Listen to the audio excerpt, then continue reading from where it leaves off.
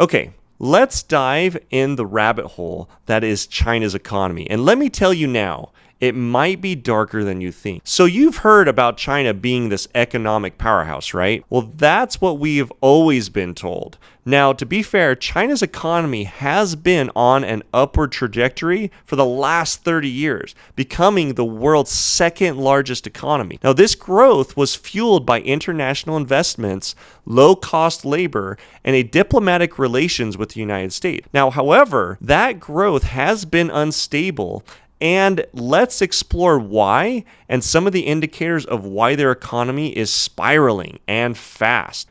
China's yuan is at a 16-year low, and the country appears to be experiencing deflation. Economists say these are signs China could be facing an extended economic downturn. Now, the first major red flag is China's youth unemployment rate. It hit a record of 20.5% and then poof, vanished from the monthly jobs report. Why?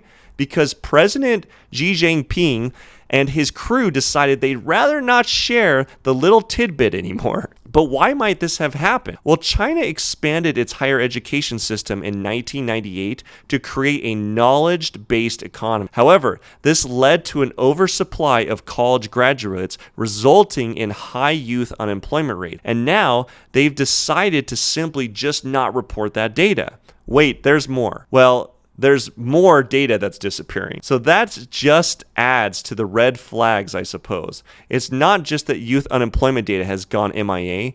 Data on everything from exports to cement production has either vanished or become so twisted that it's basically useless. And we now know this because exports are another major part of China's economy, making up between 18 and 24% of GDP. However, the numbers are diverging so much from other companies' import data that it has become clear that China is inflating its export number. And why is this happening? Because China is all about ideology. So they want the appearance of economic growth over actual economic growth. Now, forget about reform that may have actually worked. They have a vision and they are sticking to it no matter what their costs are. So, okay, what about the major red flag number 2, real estate? It's the sector of their economy that makes up 30% of China's GDP. Yeah, data there has been disappearing as well. Plus, 70% of China's wealth is tied up in property. So however the bubble has to burst, people are unemployed and nobody can buy property. Major property developers like Evergrande have filed bankruptcy and others are on the brink of defaulting. Plus, another point about the shadow data is China uses a shadow banking sector where they operate without strict regulations like they do here in the US.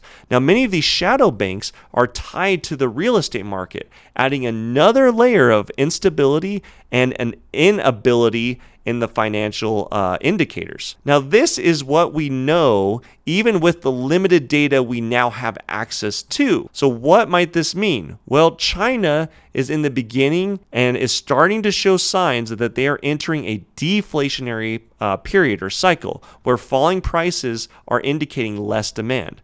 Now, this is a vicious cycle that often leads to economic stagnation. This lack of transparency, plus the obvious signs of economic stability, will have a ripple effect on the global economy. And these issues, they're all interconnected and could lead to a much larger crisis in other areas of China's economy and the global economic stability. So for more updates and more information, tips on global economy, guys, make sure that you smash that like and follow button. And I always appreciate the comments in the comments section below.